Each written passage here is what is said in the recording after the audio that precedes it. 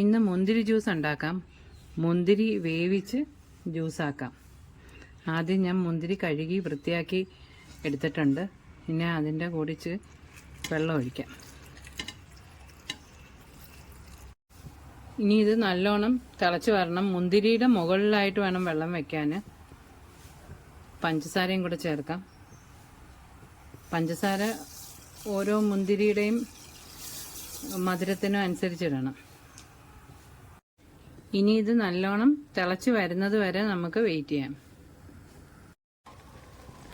മുന്തിരി ഇപ്പോൾ റെഡി ആയിട്ടുണ്ട്. അതിൻ്റെ സ്കിന്നൊക്കെ മാറണം. ഇതാണ് അതിൻ്റെ പരുവം. സ്കിന്ന് മാറിക്കഴിഞ്ഞാൽ നമുക്ക് തീ ഓഫാക്കാം. ഇനി ഇത് തണുക്കട്ടെ. തണുത്തിട്ട് നമുക്ക് മിക്സിയിൽ ബ്ലെൻഡ് ചെയ്തെടുക്കാം.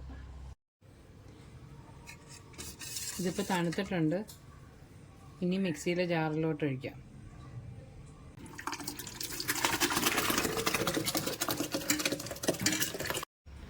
ഇനി ഇത് നമുക്ക് ബ്ലെൻഡ് ചെയ്തുകൊണ്ട് വരാം.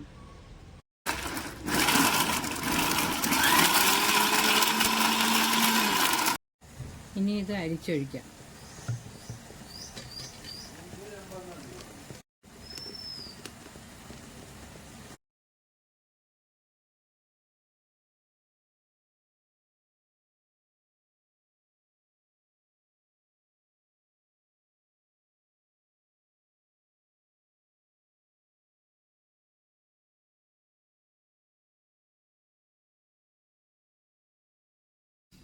ഗ്രേപ്പ് ജ്യൂസ് റെഡി ആയിട്ടുണ്ട്.